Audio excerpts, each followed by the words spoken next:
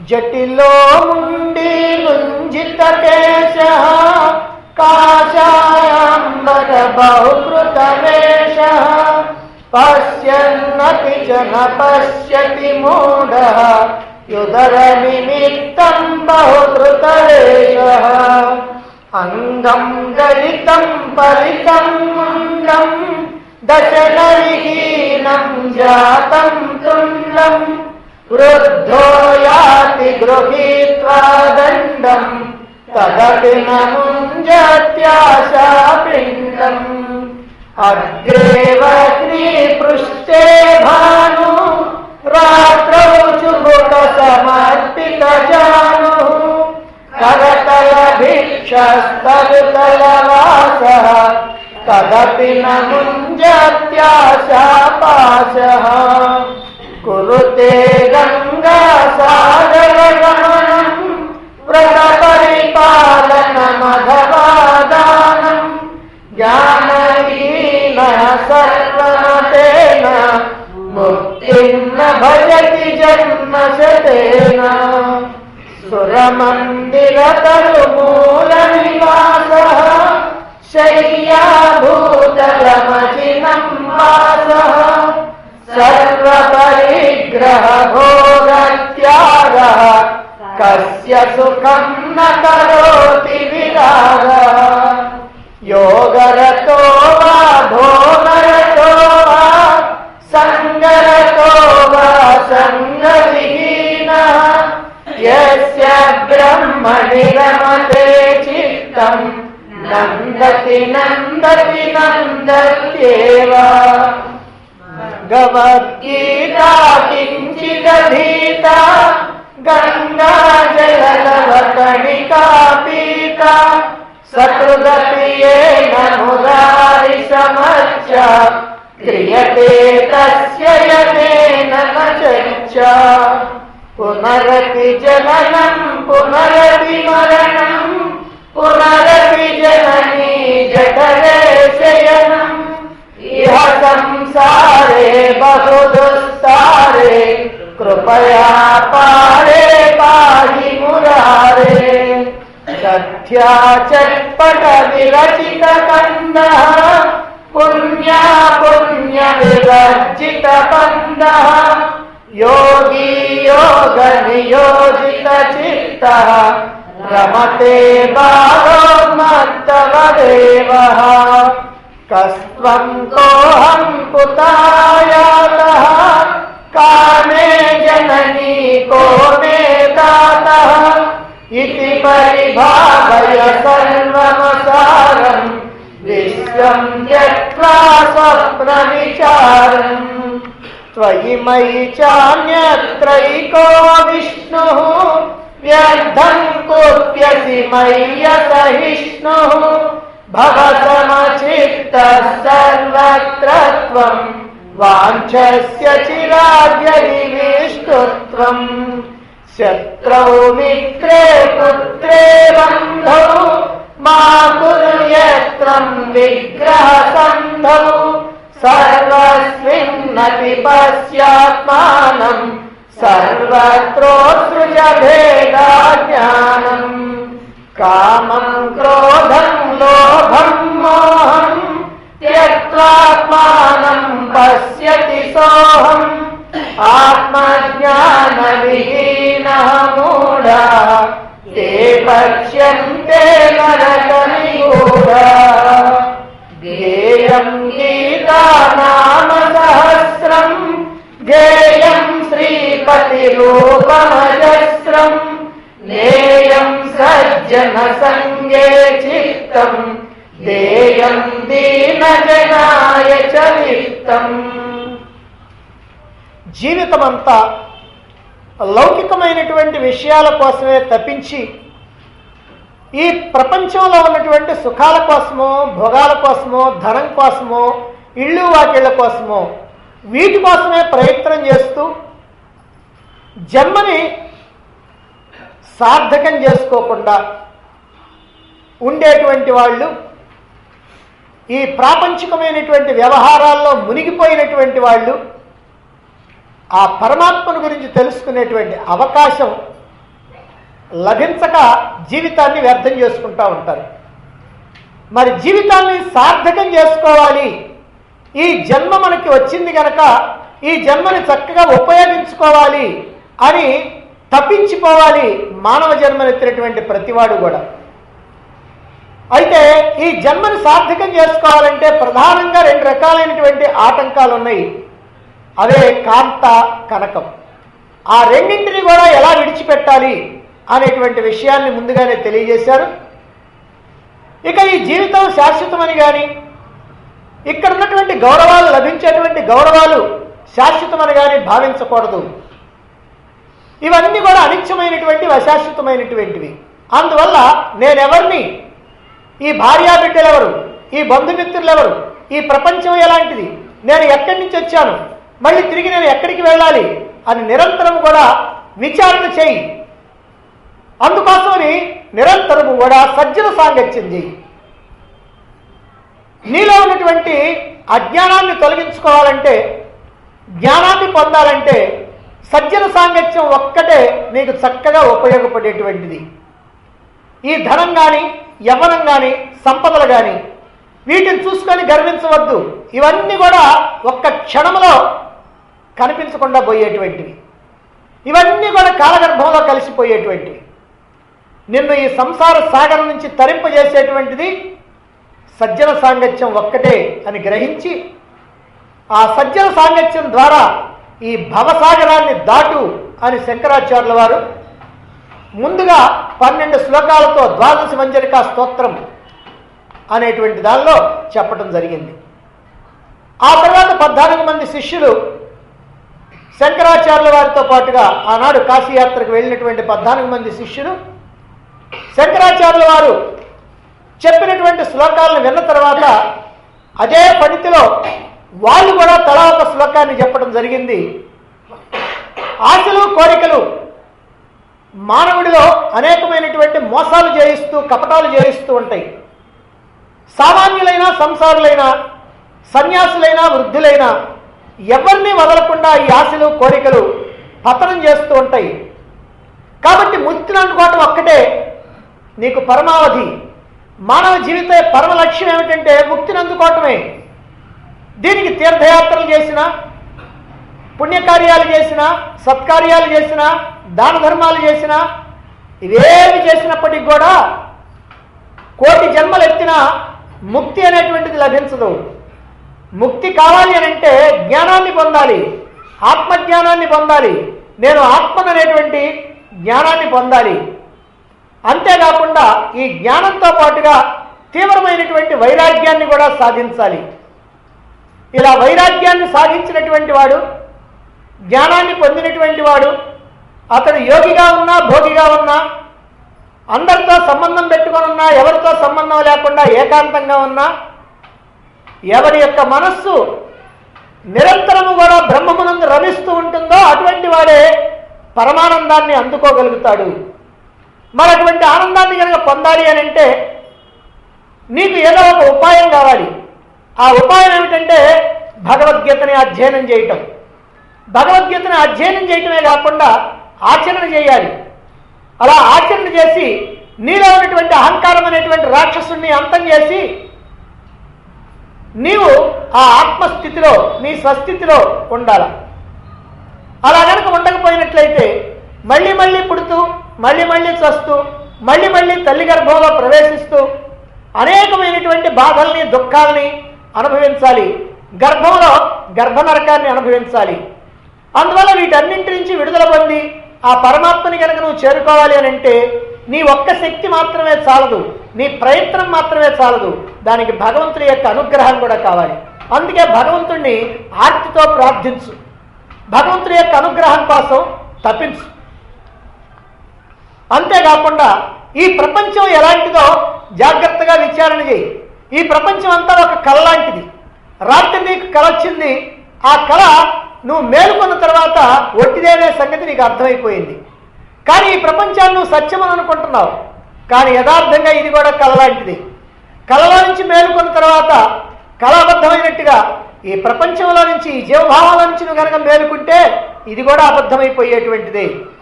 అందువల్ల దీని మీద వ్యామోహాన్ని వదిలిపెట్టు. ఈ ప్రపంచం ఏదో నీకు సంతోషాన్ని, సుఖాన్ని, ఆనందాన్ని ఇస్తుందనేటువంటి ఆలోచన వదిలిపెట్టు. పరమాత్మను కనుక నువ్వు అందుకోవాలి అంటే నీకు సమబుద్ధి ఉండాలి. అప్పుడే ముక్తి అనేటువంటిది సాధ్యం అని ఈ శిష్యులు కూడా తెలియజేయటం జరిగింది. అంతేకాకుండా నీవు కనుక ముక్తిని అందుకోవాలి అని అంటే నీలో ఉన్నటువంటి నలుగురు శత్రువులు ఉన్నారు, అదిగో వాళ్ళని వదిలించుకోవాలా. అదే కామ, క్రోధ, లోభ, మోహాలు. ఇవి మనల్ని పట్టి పీడించేటువంటి శత్రువులు. ఇవి జ్ఞానం అనేటువంటి రత్నాన్ని, మనలో ఉన్నటువంటి జ్ఞానం అనేటువంటి రత్నాన్ని అపహరించేటువంటి దొంగలు. వీరి పట్ల చాలా జాగ్రత్తగా ఉండాలి. వాటి నుంచి విడుదల పొందితేనే నీకు ఆత్మజ్ఞానం లభిస్తుంది. నేను ఆత్మననేటువంటి జ్ఞానాన్ని పొందగలుగుతావు. అలాంటి జ్ఞానాన్ని పొందితేనే నీలో ఉన్నటువంటి అజ్ఞానం తొలగిపోయేది. అజ్ఞానంలో ఉన్నటువంటి మూఢులు జనన మరణాలు అనేటువంటి ఘోరమైనటువంటి నరక బాధల్ని అనుభవించవలసి వస్తుంది. కాబట్టి ఇదిగో నీకు ఒక ప్రణాళిక ఇస్తున్నాం, ఈ ప్రణాళిక ప్రకారం నడుచుకో. అది ఏమిటి? భగవద్గీత, విష్ణు సహస్రనామాలు, అదిగో వాటిని అధ్యయనం చేస్తూ ఉండు. పరమాత్మ ధ్యానాన్ని వదిలిపెట్టకుండా ఉండు. సజ్జన సాంగత్యాన్ని నిరంతరము చేస్తూ ఉండు. అలానే దీనజనుల యొక్క సేవ లేదా దాన ధర్మాలు ఇలాంటివన్నీ కూడా చేస్తూ ఉండు అని ఈ 4 రకాలైనటువంటి సాధనలతో కూడినటువంటి ప్రణాళికని అందించారు చివర్లో. ఇలా చతుర్దశ మంజరికా స్తోత్రాన్ని 14 మంది శిష్యులు కూడా మనకి అందించిన తర్వాత ఇక చివరిగా శంకరాచార్యుల వారు ఈ భజగోవిందాన్ని ముగించడానికి 4 శ్లోకాలతో ఆయన ఈ ముగింపుగా కొన్ని వాక్యాలు పలుకుతూ చివరికి సాధకులైనటువంటి వాళ్ళని, శిష్యులైనటువంటి వాళ్ళని ఆశీర్వదిస్తూ ఈ భజగోవిందాన్ని ముగిస్తూ ఉన్నారు. మరి ఇప్పుడు శంకరాచార్యులు చెప్పినటువంటి ఆ ముగింపు శ్లోకాలు ఏమిటో, మరి ఎందుకు చెప్పాడో వాటిని మనం తెలుసుకుందాం. 28వ శ్లోకం చూడండి. సుఖత క్రియతే రామా భోగః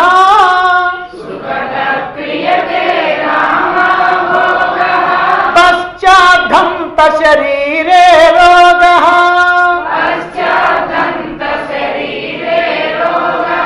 యద్యపి లోకే మరణం శరణం తదపి న ముంజతి పాపాచరణం సుఖత క్రియతే రామా భోగః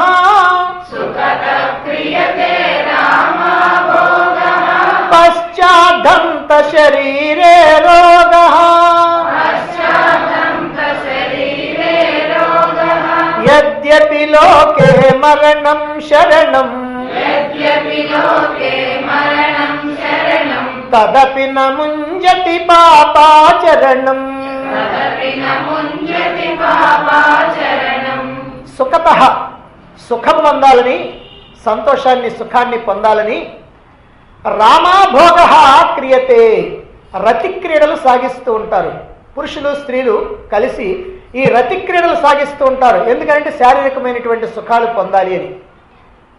పశ్చాద్ధంత అయితే చివరికి శరీరే రోగః, ఇలా విపరీతంగా ఈ శరీర సుఖాల కోసం ప్రాకులాడేటువంటి వాళ్ళు వాళ్ళ యొక్క జీవితం చివరి దశ ఎలా ఉంటుందంటే శరీరే రోగః, ఈ శరీరం రోగాల పాలవుతుంది. అంతేనా? యద్యపి, అంతేకాదు లోకంలో అందరికీ కూడా సహజమైనటువంటిది ఉంటుంది, మరణం శరణం. చివరికి మరణం అనేటువంటిది ఎవరికి కూడా తప్పదు. తదపి, అయినప్పటికీ కూడా పాపాచరణం నా ముంజతి, ఈ పాపాలు చేయటాన్ని మాత్రం మానవుడు వదలడుగాక వదలడు. ఇదంతా మనకి తెలుసు. ఈ రకమైనటువంటి సుఖాలు, భోగాలు అనుభవించినంత మాత్రాన మనం ఆ అనుభవించేటువంటి సమయంలో సుఖాన్ని అనుభవించవచ్చు, కానీ ఆ తర్వాతనే ఈ సుఖాలన్నీ రోగాలుగా మారిపోతాయి. చివరికి ఎప్పుడో ఒకప్పటికి మరణం తథ్యం. ఇదంతా మనకి తెలిసినప్పటికి కూడా పాపాచరణాన్ని మాత్రం మానుకోవట్లేదు మానవుడు. అని శంకరాచార్యుల వారు ఇక్కడ చెప్తూ ఉన్నారు. ఇక్కడ ముఖ్యంగా మనం తెలుసుకోవాల్సింది ఏమిటంటే, తాను చెప్పినటువంటి అన్ని విషయాలని క్రోడీకరించి ముచ్చటగా 3 మాటల్లో చెప్పాలనేటువంటి ఉద్దేశంతో శంకరాచార్యుల వారు చివరిలో ఈ శ్లోకాలు చెప్తున్నారు. మొట్టమొదట్లోనే ఆయన చెప్పినటువంటి శ్లోకాలు 2 ఉన్నాయి. ఒకటి ధన సంపాదన మీద ఆశ వదులుకోమని, రెండవది స్త్రీ పురుష సంబంధమైనటువంటి కామక్రీడల మీద వైరాగ్యాన్ని ప్రదర్శించమని. అయితే ఈ 2 అక్కడ చెప్పిన తర్వాత మళ్ళీ ఆ రెండింటిని ఇక్కడ 2 శ్లోకాల్లో చెప్తున్నారు. అక్కడ ముందే చెప్పారు, ఇక్కడ ముందే చెప్పారు. అయితే అక్కడేమో కనకాన్ని ముందు చెప్పి కాంతని తర్వాత చెప్తే, ఇక్కడ కాంతని ముందు చెప్పి కనకాన్ని తర్వాత చెప్తున్నారు. ఇలా ఎందుకండి అంటే, దీంట్లో ముందు చెప్పాం కాబట్టి అది ప్రధానమని, రెండోసారి చెప్పాం కాబట్టి ఇది అప్రధానమని అనుకోవద్దు. ముందు చెప్పినా వెనక చెప్పినా ఈ 2 కూడా చాలా జాగ్రత్త తీసుకోవాల్సినటువంటి అంశాలే అనేటువంటి విషయాన్ని తెలియజెప్పడం కోసమే శంకరుల వారు మళ్ళీ ప్రత్యేకంగా 4 శ్లోకాల్లో 2 శ్లోకాల్ని వీటికే కేటాయించారు. ముందు ఏం చెప్పారో వాటికే కేటాయించారు. ఆనాడు శంకరాచార్యుల వారు కాశీయాత్రకు వెళ్ళినప్పుడు, కాశీ పురవీధుల్లో అలా తిరుగుతూ ఉన్నప్పుడు ఆయన వెనుకున్నటువంటి 14 మంది శిష్యులు కూడా శంకరాచార్యులు చెప్పినటువంటి శ్లోకాల యొక్క ఫణితి అంటే స్టైల్, ఆ స్టైల్లోనే వాళ్ళు కూడా తలకు శ్లోకం చొప్పున 14 శ్లోకాలు చెప్పడం జరిగింది. అలా శ్లోకాలన్నీ 14 మంది శిష్యులు చెప్పడం పూర్తి అయిపోయిన తర్వాత ముగింపుగా శంకరాచార్యుల వారు ఇక్కడ 4 శ్లోకాలను చెబుతూ ఈ భజగోవింద స్తోత్రాన్ని ముగిస్తూ ఉన్నారు. ఈ 4 శ్లోకాల ముగింపు ఈ భజగోవిందం అనేటువంటి గ్రంథానికి హైలైట్. ఎప్పుడైనా చెట్టు చివరి ఉండేది హైలైట్గానే ఉంటుంది. ఎందుకనంటే చెప్పవలసినటువంటి ముఖ్యమైనటువంటి విషయాలను చెబుతూ చివరిలో సాధకులైనటువంటి వాళ్ళకి తన యొక్క ఆశీస్సులను అందిస్తూ ఆయన ముగించడం అనేటువంటిది ఈ భజగోవిందం అనేటువంటి దానికి ఓ బ్రహ్మాండమైనటువంటి గొప్ప హైలైట్ అని చెప్పాలి. వేదాంతం అనేటువంటిది ఎంత చెప్పినా ఎంత విన్నా ఈ ఆచరణకి తెచ్చుకోవటం అనేటువంటిది చాలామంది ప్రయత్నించరు. అసలు ఒకవేళ ఎవరైనా కొంతమంది ప్రయత్నించినప్పటికీ కూడా వాళ్ళలో చాలామంది సాధకులు ఎన్నో రకాలైనటువంటి ఆటంకాలను ఎదుర్కొంటూ మధ్యలోనే ఆపివేస్తూ ఉంటారు. అందువల్ల ముఖ్యమైనటువంటి ఆటంకాలను తెలియజేయటం గురువుల యొక్క ప్రధానమైనటువంటి బాధ్యత. అందుకే ఈ ముఖ్యమైనటువంటి 2 ఆటంకాలను గురించి శంకరాచార్యుల వారు ముందే చెప్పి మరొక్కసారి చెబితే బాగుంటుందనేటువంటి ఉద్దేశంతో మళ్ళీ ఇక్కడ చెబుతున్నారు. ఎందుకనంటే ఈ 2 నిన్ను కాస్త ఆ భగవంతుడికి దూరం చేస్తాయి. కాబట్టి భగవంతుడికి నువ్వు దగ్గర కావాలంటే ఈ 2 విషయాల్లో నువ్వు చాలా జాగ్రత్తగా ఉండాలి అని ప్రధానమైనటువంటి ఈ 2 మానసికమైనటువంటి బలహీనతల గురించి మళ్ళీ ఇక్కడ తెలియజేస్తూ ఉన్నారు. అదే కాంత, కనకం. ఇక్కడ ముందుగా కాంత అనేటువంటి విషయాన్ని చెప్తున్నారు. పశువులాగా బ్రతకటం మానవుడికి అంత కష్టమైనటువంటి విషయం కాదు. మానవుడిలాగా బ్రతకాలంటే కొంచెం కష్టం, మహాత్ముడిలాగా బ్రతకాలంటే చాలా చాలా కష్టం. కానీ ఒక జంతువులాగా పశువులాగా బ్రతకాలంటే మానవుడికి ఏమీ కష్టం లేదు. నీరు పైనుంచి కనుక కిందకి రావాలంటే ఏం కష్టం లేదు, హాయిగా వచ్చేస్తాయి, దానికి ఏం బలప్రయోగం అక్కర్లా. కానీ కింద నుంచి పైకి కనుక పోవాలంటే దాన్ని మనం మోటార్ పెట్టి వాటిని కాస్త పైకి పంపించాలి. నదులన్నీ కూడా సముద్రం వైపు ప్రవహిస్తూ ఉంటాయి, వాటికి ఏం కష్టం లేదు, అలా అలా ప్రవహిస్తూనే ఉంటాయి, ఎవరు చెప్పక్కర్లా. కానీ సముద్రం వైపు నుంచి మళ్ళీ నదులు పుట్టిన చోటికి పోవాలనుకోండి, అప్పుడు మాత్రం చాలా కష్టం. దానికి పెద్ద పెద్ద ఆనకట్టలు కట్టాలి, వాటిని పంపించడం కోసం అని మోటార్లు పెట్టాలి, ఏదో చేయాలి, అట్లా తంటాలు పడాలన్నమాట. అదే ప్రకారంగా మానవుడు కూడా చెడ్డ పనులు చేయాలన్నా, పాప పనులు చేయాలన్నా ఈ ఇంద్రియాలకి లొంగిపోయి బానిసలై బలహీనతతో ప్రవర్తించాలన్నా ఏమీ కష్టం లేదు. కానీ ఈ ఇంద్రియాలను శాసించే విధంగా ప్రవర్తించాలంటే, మంచి పనులు చేయాలంటే, త్యాగపూర్వకమైనటువంటి పనులు చేయాలంటే అప్పుడు మాత్రం చాలా కష్టం అవుతుంది. ఇల్లు తగలబెట్టాలంటే కిరసనాయిలు అగ్గిపెట్టి ఉంటే చాలు, కానీ ఇల్లు కట్టాలంటే మాత్రం ఎన్నో నెలలు పడుతుంది, ఇంకా కొన్ని అయితే సంవత్సరాలు పడుతుంది. మరి చాలామంది కూలీలు కావాలా, మేస్త్రులు కావాలా, ప్లాన్లు వేసేవాళ్ళు కావాలా, నీ దగ్గర బాగా డబ్బు ఉండాలా. ఇదంతా ఉంటేనే ఇల్లు తయారవుద్ది. మానవుడి యొక్క శరీరం ఎప్పుడు ఏదో ఒక రకమైనటువంటి సుఖాన్ని కోరుకుంటూ ఉంటుంది. ఇది ఆ శరీరం యొక్క సహజ స్వభావం. ఇది భగవంతుడే ఈ రకంగా శరీరాన్ని సృష్టించాడు.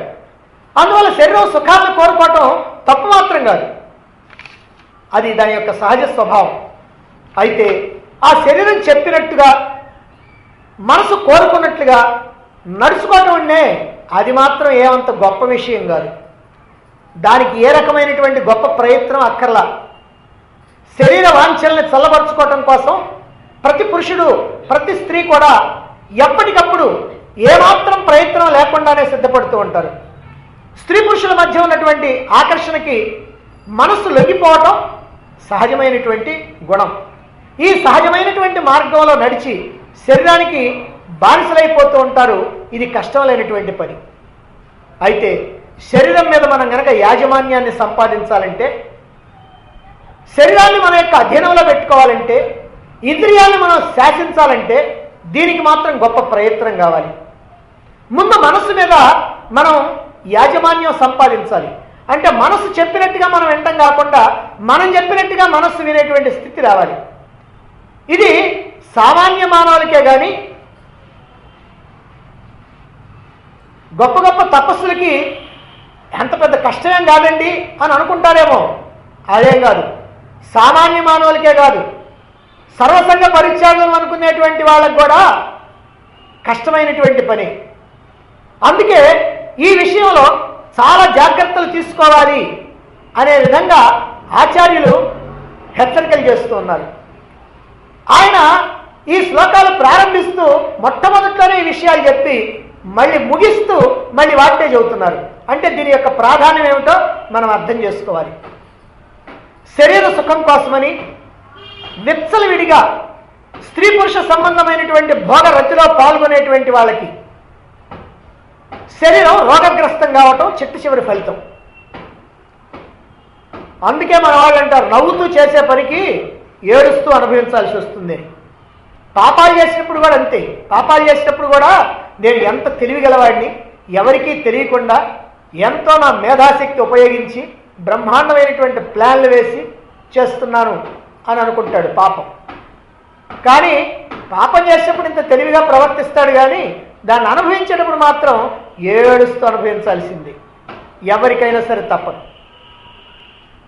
అంతేకాకుండా ఈ శరీరం వృద్ధాప్య దశలోకి వచ్చినప్పటికల్లా రోగాలతోటి పీడింపబడుతూ ఈ చేసినటువంటి తప్పులకి పశ్చాత్తాపం చెందుతూ వృద్ధాప్యంతో శక్తి అంతా ఉడిగిపోతూ ఈ బలహీనుడైనటువంటి మానవుడు తన యొక్క చివరి మజిలీ ప్రారంభిస్తాడు.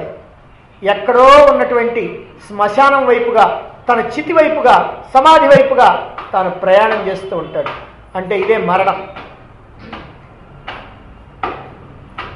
ఇక్కడ ఒక సందేహం. ఏమిటా సందేహం? ఏమండి, ఈ పాపాలు చేసినటువంటి వాళ్ళు, తప్పులు చేసినటువంటి వాళ్ళు, లేదా విచ్చలవిడిగా ఈ శారీరకమైనటువంటి భోగాల్ని అనుభవించినటువంటి వాళ్ళు, వీళ్ళందరూ కూడా రోగాలు రష్లు అనుభవించాలి, జీవితం చివరిలోనేమో వృద్ధాప్యము, మరణము ఇవన్నీ చెబుతున్నారు కదా. మరి నాకు తెలిసిన కొంతమంది ఇలాగనే విచ్చలవిడిగా వ్యవహరించి పాపాలన్నీ చేసి హాయిగా ఆనందంగా పోయాడండి. ఏ రోగాలు లేవు, ఏ రష్టులు లేవు, హాయిగా పోయాడు. మరి ఇంకొకళ్ళు ఉన్నారు నాకు తెలిసినటువంటి వాళ్ళు. వాళ్ళు పాపం ధర్మంగా ప్రవర్తించేవాళ్ళు, న్యాయంగా ప్రవర్తించేవాళ్ళు, బాగా ఇంద్రియ నిగ్రహం కలిగినటువంటి వాళ్ళు, దైవభక్తి కలిగినటువంటి వాళ్ళు. వాళ్ళేమిటో పాపాత్ముల్లాగా అనేకమైనటువంటి కష్టాలు, దుఃఖాలు, బాధలు భరిస్తూ ఉంటారు. ఆర్థికమైనటువంటి బాధలు, సామాజికమైనటువంటి బాధలు, శారీరకమైనటువంటి బాధలు, రోగాలు, ఇలా పీక్కొని చచ్చిపోయారండి.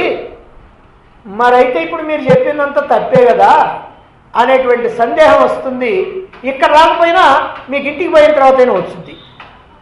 ఎందుకనంటే అలాంటి వాళ్ళు మనకి సమాజంలో కనపడుతూ ఉంటారు. మరైతే ఏమిటి దీనికి సమాధానం?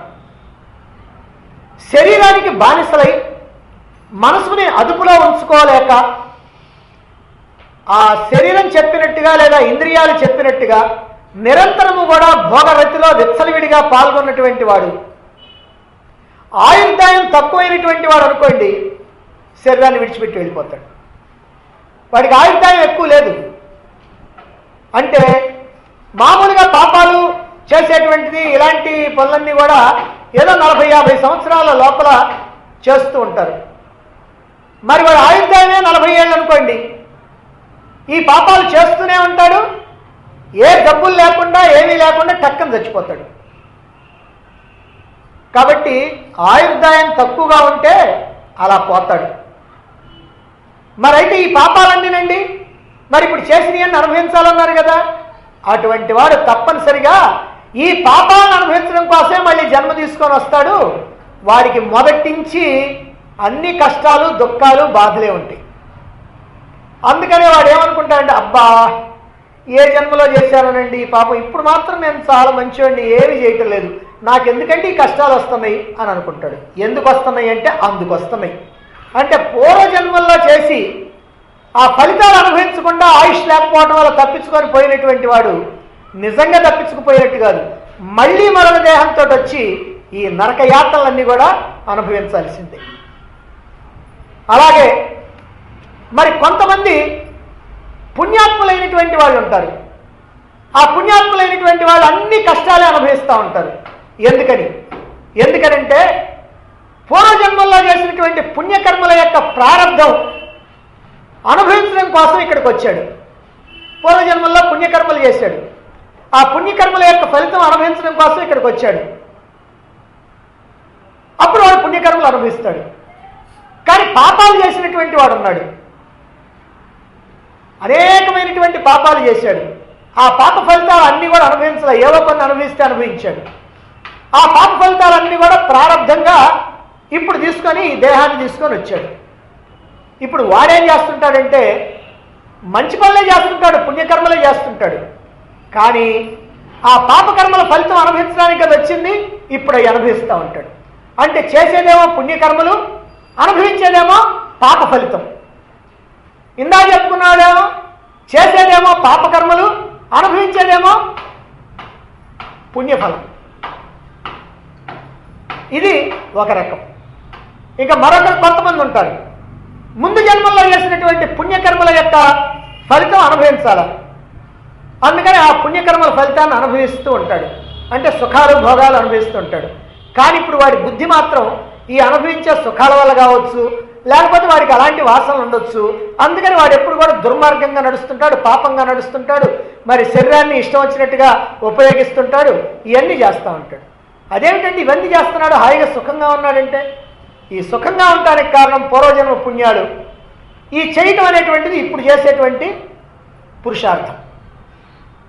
అందువల్ల ఆయుర్దాయం తక్కువైనా పాపఫలం అనుభవించడు. అలాగే పుణ్యకర్మల ప్రారంధం కనుక ఉంటే అప్పుడు కూడా ఈ పాపఫలం అనుభవించడానికి వీలు కాదు. ఎందుకంటే ఆ పుణ్యకర్మల యొక్క ఆ ఫలితాన్ని అనుభవించాలి కనుక అవి అనుభవిస్తూ ఉంటాడు. ఈ పాప ఫలితాలన్నీ సంచితం అవుతూ ఉంటాయి. ఈ ప్రకారంగా మనం చేసేటువంటి పాపాలు ఏవైతే ఉన్నాయో వాటి యొక్క ఫలితం అనుభవించకుండా తప్పించుకున్నాము లేని సంతోషించడానికి వీల్లేదు. ఇప్పుడో ఎప్పుడో ఈ జన్మ చివరిలోనో లేకపోతే మరొక జన్మలోనో ఎప్పుడో ఒకప్పుడు తప్పనిసరిగా అనుభవించవలసిందే. అందువల్ల ఎవరు సందేహం పెట్టుకోవాల్సినటువంటి పని లేదు. ఏమండి పాపాలు చేస్తే రోగాలు పాలవుతున్నారు, పాపాలు చేసినా ఏ రోగం లేకుండా పోయాడండి అనుకోవక్కర్లా. అలాగనే ఏ పాపాలు చేయకపోయినా ఒకటే రోగాలతో ఉన్నాడండి అని అనుకోవాల్సినటువంటి పనిలే. వాడు పాపాలు చేయకపోవచ్చు కానీ రోగాలతో ఉంటాడు.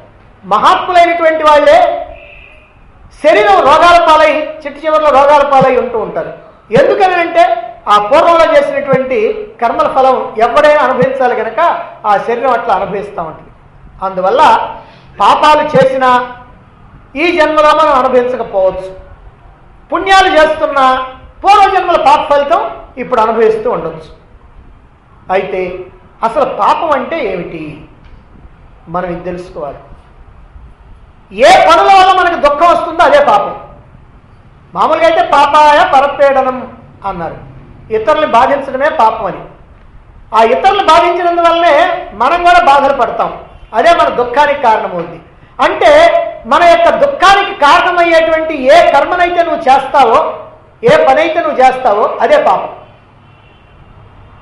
మరి ఈ దుఃఖాలు అనేటువంటివి ఎప్పుడు వస్తాయండి? మనం పాపాలు చేస్తున్నాం కదా, ఎప్పుడు వస్తాయి? ఎప్పుడైనా రావచ్చు. ఇప్పుడు రావచ్చు, తర్వాత రావచ్చు, ఆ లోకాలు రావచ్చు, తర్వాత జన్మలు రావచ్చు. అయితే ఇంత తెలిసినప్పటికీ కూడా ఈ పాపకార్యాలు ఆచరించడం నుండి మానవుడు విడిపడలేకపోతున్నాడు. ఆ పాపాలు చేస్తూనే ఉంటాడు. పాపం తప్పని తెలుసు, పాపం వల్ల దుఃఖం అని తెలుసు, పాపం వల్ల మళ్ళీ వచ్చే జన్మలో కూడా మనం అనుభవించాల్సి వస్తుందని తెలుసు. తెలిసినప్పటికీ కూడా ఈ పాపాలు చేస్తూనే ఉంటాడు. ఇదే దయనీయమైనటువంటి పరిస్థితి. ఇదే మనిషిలో ఉన్నటువంటి స్వార్థ బుద్ధి. ఇదే మనిషిలో ఉన్నటువంటి ఈ ఇంద్రియాల యొక్క బానిస కావటం. వీటన్నిటి కారణంగా మనిషి పాపాలు చేస్తూనే ఉంటాడు. ఈ కార్యాల వల్ల దుఃఖం తప్పదు, రోగాలు తప్పవు. ఈ జన్మలో తప్పిన మరు జన్మలోనైనా సరే తప్పవు. ఇలాగని తెలిసినప్పటికి కూడా అతడు మారుకోడు. ఇలా చెప్పడం మానవుణ్ణి కేవలం భయపెట్టడం కోసం మాత్రం కాదు. ఎందుకనంటే జాగ్రత్త వహించండి, ఇదిగో వీటి యొక్క పరిస్థితి ఇది అనేటువంటి విషయాన్ని తెలియజెప్పడం కోసమే శంకరాచార్యుల వారు ఇక్కడ ఈ శ్లోకాన్ని చెబుతూ ఉన్నారు. ఇప్పుడు రెండవ విషయాన్ని మళ్ళీ తర్వాత శ్లోకంలో చెప్తున్నారు. 29వ శ్లోకం చూడండి. అర్ధమనర్థం భావయ నిత్యం నాస్తి తతః సుఖలేశ సత్యం పుత్రాదపి ధనభాజాం భీతి సర్వత్రైషా విహితా రీతిః అర్ధమనర్థం భావయ నిత్యం నాస్తి తతః సుఖలేశ సత్యం పుత్రాదపి ధనభాజాం భీతిః సర్వత్రైషా విహితా రీతిః. అర్థం అనర్థం. అర్థం డబ్బు. ఈ డబ్బు అనేది అనేకమైనటువంటి అనర్థాలకి కారణమయ్యేటువంటిది అని నిత్యం ఎల్లప్పుడూ కూడా భావిస్తూ ఉండు. మనమేం భావిస్తామంటే ఈ డబ్బు అనేటువంటిది మనకి ఎంత సుఖాన్ని ఇస్తుందో, ఎంత ఆనందాన్ని ఇస్తుందో, అందుకని ఇంకా సంపాదిద్దాం, ఇంకా ఇంకా ఇంకా అని అనుకుంటా ఉంటాం. కానీ శంకరాచార్యుల వారు ఏం చెబుతున్నారంటే ఈ అర్థం అనేటువంటిది అనేకమైనటువంటి అనర్థాలకి కారణమవుద్ది అని నిత్యము కూడా భావిస్తూ ఉండు, గుర్తు చేసుకుంటూ, ప్రతిరోజు గుర్తు చేసుకుంటూ, ఎప్పుడో ఒక రోజున కాదు, వారానికో నెలకో సంవత్సరానికో కాకుండా ప్రతిరోజు గుర్తు చేసుకుంటా ఉండు. అంతేకాకుండా తతః దానివల్ల అంటే ఆ డబ్బు వల్ల సుఖలేశ సుఖం అనేటువంటిది కొంచెం కూడా నాస్తి లేనే లేదు. సత్యం, ఇది సత్యం. ఈ మాట మనం మాత్రం అంగీకరించాం. సరే, తర్వాత చూద్దాం ఆ విషయం. ఎందుకంటే డబ్బు వల్ల కొంచెం కూడా సుఖం లేదు అని శంకరాచార్యుల వారు చెప్తున్నారు. సరే, ఆయన అన్ని వదిలిపెట్టినటువంటి సర్వసంగ పరిత్యాగి కదా, మన అనుభవాలు ఆయనకి లేవు. అందువల్ల మనకేమనిపిస్తుందో మనం తర్వాత ఆలోచిద్దాం. ఆయన మాత్రం ఏం చెబుతున్నా అంటే సత్యం, ఇది సత్యం, ఇది నిజం. ఈ డబ్బు వల్ల మాత్రం సుఖం లేదు అని. అంటే డబ్బు వల్ల సుఖం లేదనంటే బాగా అంటే మనిషికి అవసరానికి మించి ఉన్నటువంటి డబ్బు వల్ల సుఖం లేదనేటువంటి అర్థం అనమాట. పుత్రాదపి ఏమిటయ్యా సుఖం లేకపోవడం అంటే పుత్రాదపి పుత్రుల వల్ల కూడా ధనభాజాం భీతి, ధనవంతులకి భయమే. డబ్బు ఉన్నటువంటి వాడు కనుక ఉన్నాడంటే పుత్రుల వల్ల కూడా భయమే. సరే, బంధువుల వల్ల భయం అని అంటే బాగానే ఉంది, లేదా ఎవరైనా శత్రువుల వల్ల భయం అంటే బాగానే ఉంది, లేకపోతే ఇన్కమ్ ట్యాక్స్ ఆఫీసర్ల వల్ల భయం అంటే బాగానే ఉంది, లేదా నక్సలైట్ వల్ల భయం అంటే బాగానే ఉంది. కానీ పుత్రుల వల్ల కూడా భయమే. శంకరాచార్య వారు చెబుతున్నారు. ఆయన కాలంలో నక్సలైట్లు లేరు కాబట్టి మరి ఇన్కమ్ ట్యాక్స్ ఆఫీసర్లు కూడా ఉండి ఉండరేమో, అందువల్ల ఆయనకి అవన్నీ తెలియదు. కానీ పుత్రుల వల్ల మాత్రం ఇదిగో ఈ భయం అనేటువంటిది ఉంటుంది. ఒకవేళ ఇది నాకు గాజులేంటి వాడికేని అనుకుంటామేమో, అది చెప్తున్నారు. సర్వత్రా అంతటా అన్ని చోట్ల కూడా ఏషా రీతి విహిత, ఇదిగో ఇదే విధానం ఉన్నది, ఇదే విధానం ఉంటుంది. అయ్యా నాకు అలాంటిదేమి లేదు, నా పుత్రుడు మంచోడు, నా భార్య చాలా మంచిది, నాకు ఎంత డబ్బున్నా ఎన్ని 100 కోట్లున్నా నాకేం పర్వాలేదు కాబట్టి సంపాదిస్తా అని అంటే సంపాదిస్తే సంపాదించవచ్చు. అదిగో ఒకడు సంపాదించాడు పాపం, ఆ తమిళనాడు ఒకడు. ఇప్పుడు ఏం చేశాడు, ఇప్పుడు జైల్లో ఉన్నాడు. ఆయన కేంద్రంలో మంత్రి, మరి 2 రెక్కలు పట్టుకొని తీసుకెళ్తున్నారు నేను పోలీసులు. అంటే ఈ ధనం వల్ల, అంటే ఇలా విపరీతమైనటువంటి ధనం వల్ల ఆయన పాపం కొద్దే 1,76,000 కోట్లు అంటారు. సరే, ఇలాంటి వాటి వల్ల ఎప్పటికైనా సరే ఇదిగో ఈ దుఃఖం అనేటువంటిది తప్పదు అనేటువంటి విషయాన్ని, అది ఎవరికైనా కూడా తప్పదు అనేటువంటి విషయాన్ని ఇక్కడ తెలియజేస్తున్నారు.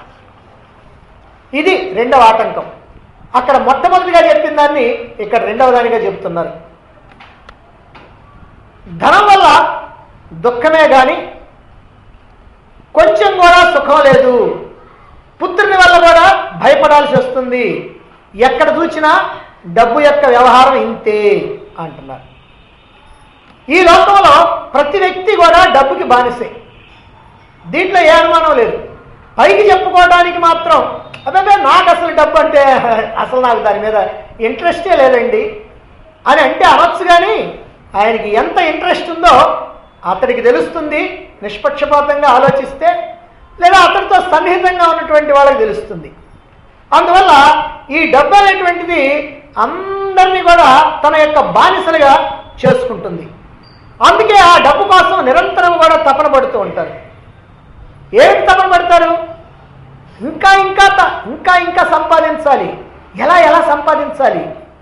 ఇప్పటికీ ఏదో 1 కోటి వరకు పోగేసామనుకోండి, కోటి అయితే ఏ మూలకండి, కనీసం 4 కోట్లన్నా ఉంటే, వాడు చూడండి 10 కోట్లు అంట, అందుకని మనకు 4 కోట్లన్నా సరే 4 కోట్లు వచ్చిందనుకోండి, 4 కోట్లు ఇదో లెక్కండి, 10 కోట్లు ఉండాలి, 10 తర్వాత 100, తర్వాత 1000, ఇప్పుడంటే లక్షలు. పూర్వకాలంలో కనుకైతే ఏ రాజకీయ నాయకుడైనా వాడు దాంట్లో 1000 తిన్నాడు, 10,000 తిన్నాడండి, 20,000 తిన్నాడండి అనేవాళ్ళు. ఆ తర్వాత కాలం వచ్చిన తర్వాత 70, 80 ఆ ప్రాంతాల్లో ఏదైనా వాడు 1 కోటి రూపాయలు కానీ తిన్నాడంటే ఓ పెద్ద బ్రహ్మాండమైనటువంటి స్కామ్ అది. 1 కోటి అయితే, ఇప్పుడైతే 10 కోట్లైనా 50 కోట్లైనా 100 కోట్లైనా అది అసలు పెద్ద స్కామ్ కాదు. అది ఏదో ఉరికిన చిల్లర వ్యవహారం, ఏదో 10 పైసలు 5 పైసలు వ్యవహారం. ఇప్పుడంతా 1000 కోట్లు, లక్షల కోట్లు. అందుకని ఇలా పెరిగిపోయింది. మనం ఇంత వృద్ధిలోకి వచ్చాం, డబ్బు వ్యవహారంలో ఇంత వృద్ధిలోకి వచ్చాం అన్నమాట. అయితే ఎంత ఉన్నా సరే ఇంకా ఇంకా సంపాదించాలి. ఎలా సంపాదించాలి? కాబట్టి ఈ సంపాదించాలి, కూడబెట్టాలి, జాగ్రత్త చేయాలి, ఇతరులకి పైసా పోకుండా జాగ్రత్త పడాలి. ఇది తపన. ఇది సామాన్యులకే కాదు, సర్వసంగ పరిత్యాగులైనటువంటి వాళ్ళు కూడా, సన్యాసులు అనుకునేటువంటి వాళ్ళకు కూడా ఏదో ఒక రూపంలో లోపల ఈ భావన ఉంటుంది. అంటే వాళ్ళకి ఈ రూపంలో ఉండకపోవచ్చు, వాళ్ళకి ఏ రూపంలో ఉంటుంది? ఇప్పటికి 4 ఆశ్రమాలు ఉన్నాయి, కనీసం 12 ఆశ్రమాలన్నా పెట్టాలి. ఆ తర్వాత ఆంధ్రప్రదేశ్లోనే కాదు, పొరుగు రాష్ట్రాల్లో కూడా పెట్టాలి. ఆ తర్వాత భారతదేశంలో ప్రతి రాష్ట్రంలో కూడా కనీసం 2-3 ఆశ్రమాలన్నా ఉండాలి. ఆ తర్వాత ఇతర దేశాల్లో ఆశ్రమాలు పెట్టాలి. ఆ తర్వాత ఇక సంపాదన, ఆశ్రమాలు పోషించాలి కదా, దానికోసం డబ్బు కావాలి. ఈ ప్రకారంగా సన్యాసులైనటువంటి వాళ్ళు, సర్వసంగ పరిత్యాగులైనటువంటి వాళ్ళు పైకి ఏ మాటలు చెప్పినా, ఏ ఉపన్యాసాలు చెప్పినా లోపల వాళ్ళే కూడా ఈ రకమైనటువంటి వ్యవహారాల్లోనే ఉంటా ఉంటాయి. ఇలా డబ్బు సంపాదించాలని తీవ్రమైనటువంటి కోరిక ఎప్పుడైతే కలిగిందో, న్యాయంగా సంపాదించడానికి వీలు లేకపోతే అన్యాయంగా సంపాదించడానికి, మోసం చేయటానికి, కపటం చేయటానికి, ఇతరులెత్తను చేయబెట్టడానికి పడుతూ ఉంటారు.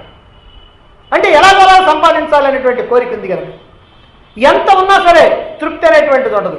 ఇంకా ఇంకా కూడబెట్టాలి, దోచుకోవాలి, ఇంకా ఏదో చేయాలి అనేటువంటి భావన నిరంతరము ఉంటూనే ఉంటుంది. ఎంత మంచి రుచికరమైనటువంటి ఎంత విలువైనటువంటి పదార్థాన్ని మనం తిన్నప్పటికీ కూడా అది ఆ తింటూ ఉన్నప్పుడు ఒక్క క్షణం మాత్రమే దాని రుచి మనకు తెలుస్తుంది. ఒక్కరోజు 24 గంటలు కనుక గడిస్తే కంపు కొట్టుకుంటా బయటికి పోద్ది, అది మనలో ఉండదు.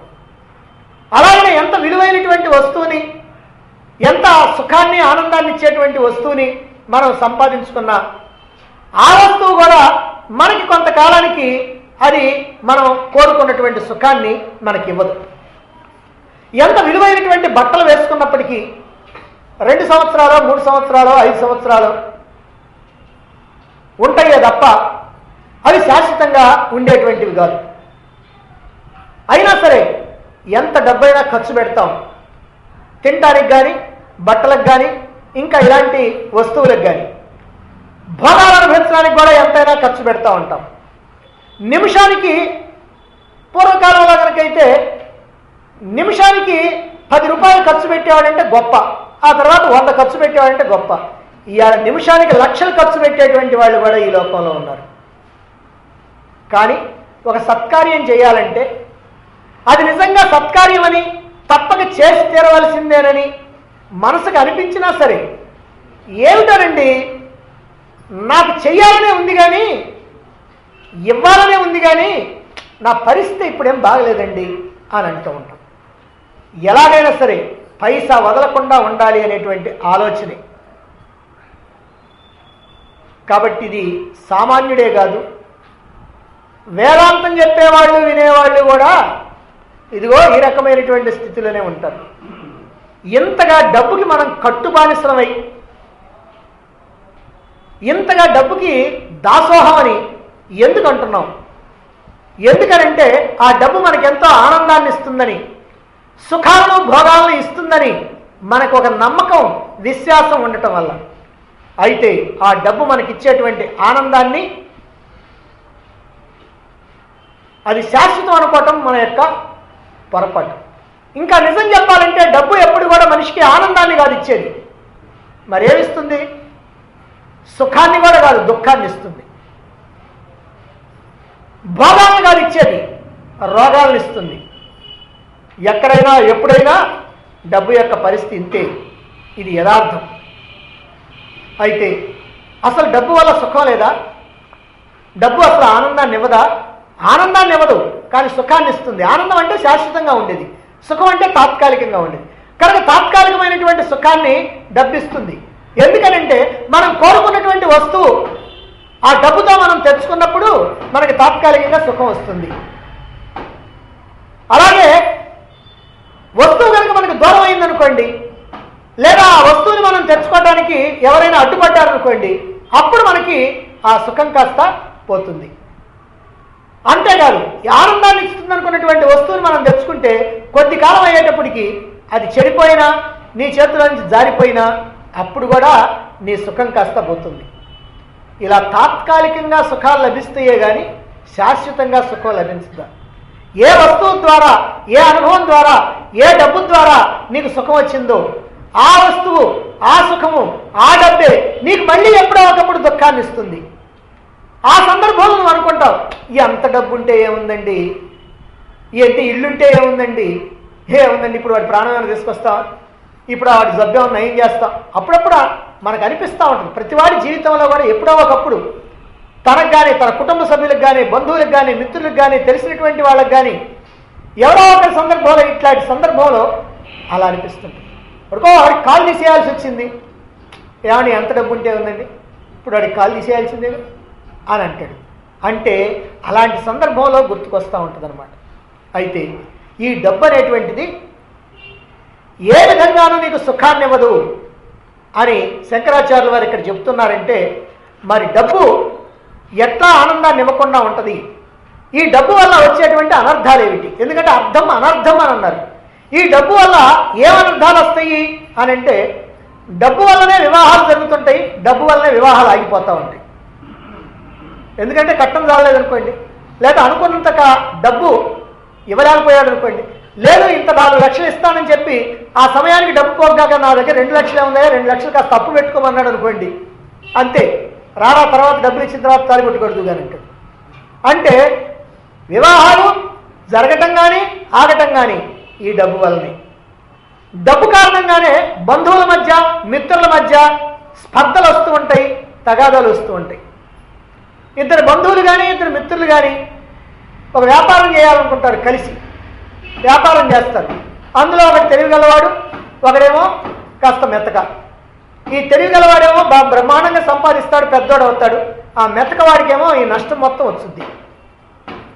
ఆ తర్వాత ఇద్దరికి కూడా లడాయి పడుతుంది. అంటే బంధుమిత్రుల మధ్య తగాదా పెట్టేటువంటిది డబ్బే. అలాగే బంధువులైనటువంటి వాళ్ళకి డబ్బు అప్పించామనుకోండి, ఎప్పుడో ఒకప్పుడు వాళ్ళ ద్వారా నీకు తగాదా రావాల్సిందే. అంటే ఇలాగా డబ్బు కారణంగానే ఈ బంధుత్వాలు మిత్రత్వాలు ఇవి కూడా పోతా ఉంటాయి. డబ్బు వల్లనే తండ్రి కొడుకులు తగాదా పడతా ఉంటారు, అన్నదమ్ములు తగాదా పడతా ఉంటారు, అక్కా చెల్లెల మధ్య భేదాభిప్రాయాలు వస్తూ ఉంటాయి. ఇదంతా డబ్బు వల్లనే. ఎందుకంటే ఆస్తులు పంచుకునేటప్పుడు నా వాటా ఇంత నా వాటా ఇంతని అప్పుడు తగాదాడుకుంటారు. డబ్బు కారణంగానే భార్యాభర్తలు విడిపోతారు. పొలం పెట్టలేదను, పెట్టినటువంటి పొలం నాకు రాయలేదను. ఎందుకంటే కూతురికి పెడతారు పొలం స్థిరాస్తులు కనుక అయితే, అది నా పేరు రాయమంటాడు వాడు పెళ్ళైన తర్వాత. అబ్బాయి అది నాది అంటుంది. ఏంది నీది, నోరు మూసుకొని రాయి సంతకం పెట్టు అని అంటాడు. నేను పెట్టను, అయితే పో పుట్టింటికి పో, నాకు పో అని అంటాడు. అంటే దీనివల్ల కూడా ఈ తగాదాలు జరుగుతూ ఉంటాయి. డబ్బు కారణంగానే అత్తలు ఆడపడుచులు కొత్తగా వచ్చినటువంటి కోడల మీద కిరసనాయలు పోసి తగలబెట్టేస్తూ ఉంటారు. ఇది కూడా కట్టం వ్యవహారమే అన్నమాట. డబ్బు లేనప్పుడు సంపాదించాలని అనిపిస్తూ ఉంటుంది. సంపాదించిన తర్వాత ఉన్నటువంటి వాళ్ళని చూసి అసూయ కలుగుద్ది, లేనటువంటి వాళ్ళని చూస్తే గర్వం కలుగుద్ది. ఈ అసూయ గర్వం ఏదైతే ఉందో ఈ రెండు కూడా మానవుడిని పతనానికి తీసుకుని వెళ్తూ ఉంటాయి. ఈ అసూయ దేశం ఈ రెండు కనుక పెరిగిపోయినాయా రకరకాలైనటువంటి బాధలు వస్తూ ఉంటాయి. అంతేకాదు డబ్బు కనుక నీకు బాగా ఉన్నట్టయితే ఎవరు నా డబ్బు కాజేయడానికి వస్తున్నారని అభద్రతా భావన కలుగుద్ది. అధికారంలో ఉన్నటువంటి వాళ్ళు కొందరికి అభద్రతా భావన ఉంటుంది. అభద్రతా భావన అంటే అర్థం ఏంటంటే వాళ్ళు సేఫ్గా ఉన్నట్టు అనుకోరు. ఎట్టించి ఎవరో వస్తున్నారు, ఎట్టించి ఎవరో నన్ను ఏదో చేస్తారనేటువంటి భయం అన్నమాట. అదే ప్రకారంగా డబ్బు బాగా ఉన్నటువంటి వాళ్ళు కూడా ఎట్టించి ఎవరు వస్తారో, నా డబ్బు కాజేస్తారో, నన్ను ఏమైనా చేస్తారో అనేటువంటి భయం అదిగో అటువంటి వాళ్ళకు ఉంటూ ఉంటుందన్నమాట. అలాగే డబ్బు అనేకమైనటువంటి అబద్ధాలు ఆడిస్తుంది. ఒకరిని అడుగుతారు, బాగా సంపాదించేవాటి, అదే నాదేం లేదండి అసలు తినటానికి అంత మాత్రమే అని అంటే అబద్ధం ఆడేస్తాడు. ఆ తినటానికి లేదనేటువంటి వాడు వాడికి ఏ కోటి రూపాయలు ఆస్తూ ఉంటుంది. ఏమయ్యా నువ్వు కాస్త బాగా ఉన్నాడు, ఏంటి ఏం చెప్తారండి, నేను గుంటూరు పోవాలంటే 15 రూపాయలు అవుద్దని చెప్పి నిన్న మానేశానండి అని అంటాడు. తిరుపతి పోవాలనుకున్నానండి, ఎక్కడ ఛార్జీలకు కష్టంగా ఉండి నేను ఎన్ని అబద్ధాలు ఆడతాడు బాగా డబ్బులు ఉన్నటువంటి వాడు కూడా. అంటే ఈ డబ్బు అట్లా అబద్ధాలు ఆడిస్తూ ఉంటుంది. ఈ డబ్బు మోసాలు చేయిస్తూ ఉంటుంది. ఇద్దరు మిత్రులు ఉన్నారు, ఆ ఇద్దరు మిత్రులు కూడా ఏదో ఒక వ్యాపారాన్నో ఏదో వ్యవహారాన్నో చేస్తూ ఉంటారు. ఆ చేస్తూ ఉంటే దాంట్లో ఉన్నటువంటి మెళుకువలు ఒకటికి తెలిస్తే ఒకటికి మెళుకువలు తెలియదు. ఆ మెళుకువలు తెలిసినటువంటి వాడు వీడి నెత్తిని చేయి పెడతాడు, వాడు మోసం చేస్తూ ఉంటాడు. అంటే ఈ ప్రకారంగా ఈ డబ్బు అనేటువంటిది మోసం చేయిస్తుంటుంది. డబ్బు వల్లనే ప్రాణాలు కూడా పోతూ ఉంటాయి. ఎందుకంటే నీ దగ్గర బాగా డబ్బు ఎక్కువ పెట్టుకొని నీ పని మీద ఏదో ఒక ఊరు వెళ్ళావు, నీ దగ్గర డబ్బు ఉన్నదని వాళ్ళు తెలుసుకుంటారు. ఎందుకంటే తేపా ఇటు చూసుకుంటా ఉంటావు, ఇది చూసుకుంటా ఉంటే వాడికి గుర్తు అనమాట. వాళ్ళు ఆ లెక్కలోనే ఉంటారు. అందుకని వీటి దగ్గర కొట్టేయాలని చూస్తారు, ఏదో రకంగా వీటి దగ్గర కొట్టేస్తూ ఉంటారు. అట్లా సొమ్ములు పెట్టుకొని పోయారనుకోండి, ఎక్కడైనా ఏకాంతం చిక్కిందా వాళ్ళ ప్రాణం తీసేనా సరే సొమ్ములుగా చేస్తూ ఉంటారు. అంటే ఈ డబ్బు ప్రాణాలు కూడా తీస్తూ ఉంటారు. డబ్బు కారణంగానే బిడ్డలు ఇల్లు వాకిళ్ళు వదిలిపెట్టి పోతూ ఉంటారు. ఒక్కోసారి ఆత్మహత్యలు కూడా చేసుకుంటూ ఉంటారు. ఎందుకనంటే మా నాన్న ఇంత డబ్బు ఉంచుకొని నేను అడిగితే ఇయ్యలేదు అని చెప్పి వాడు ఇల్లు వదిలిపెట్టిపోతాడు. ఇంకోటి కనుకైతే కాస్త తొందర స్వభావం కనుక ఉన్నటువంటి వాడైతే ఆత్మహత్య కూడా చేసుకుంటా ఉంటాడు.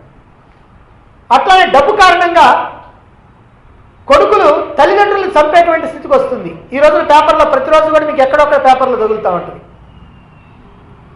మన ఊళ్ళల్లో దగ్గర వాళ్ళల్లో కూడా జరిగింది.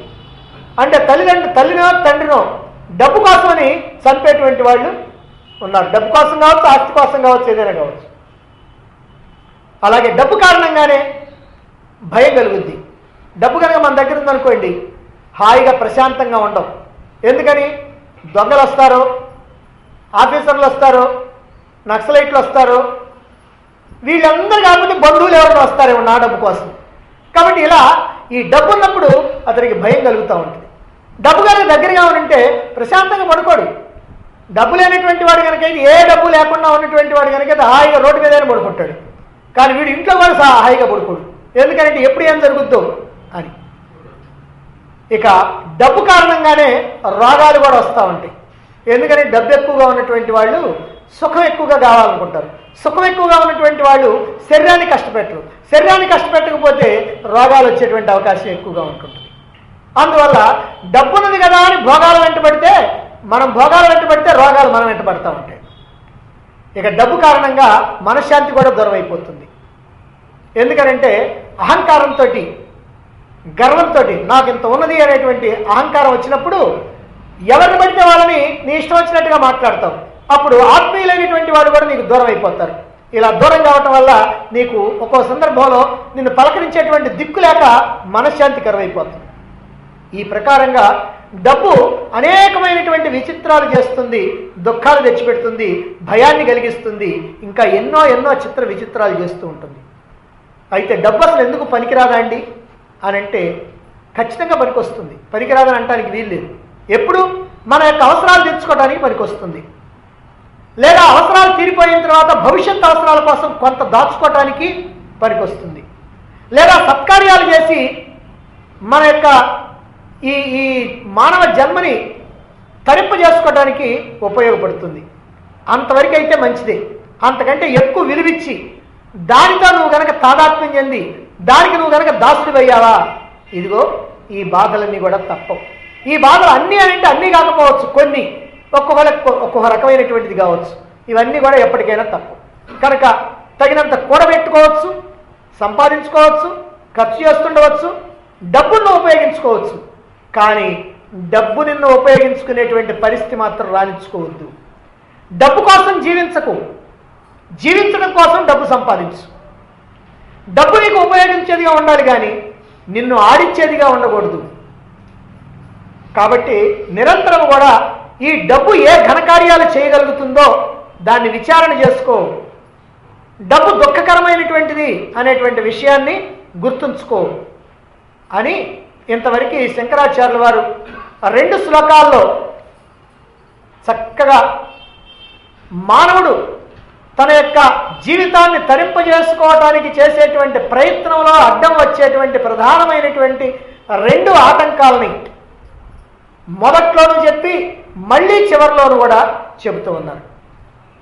ఇలా చెప్పిన తర్వాత ఇప్పుడు ఇక 3వ శ్లోకంగా నీ ఆటంకాలను చెప్పిన తర్వాత నీకు సాధనల్ని, అద్భుతమైనటువంటి అంటే పరమాత్మని అందుకోవడానికి, మోక్షాన్ని అందుకోవడానికి కావాల్సినటువంటి సాధనల్ని ఇంతవరకు చెప్పినటువంటి వాటి అన్నింటినీ క్రోడీకరిస్తూ ఇక్కడ సాధనలు చెప్పబోతున్నారు.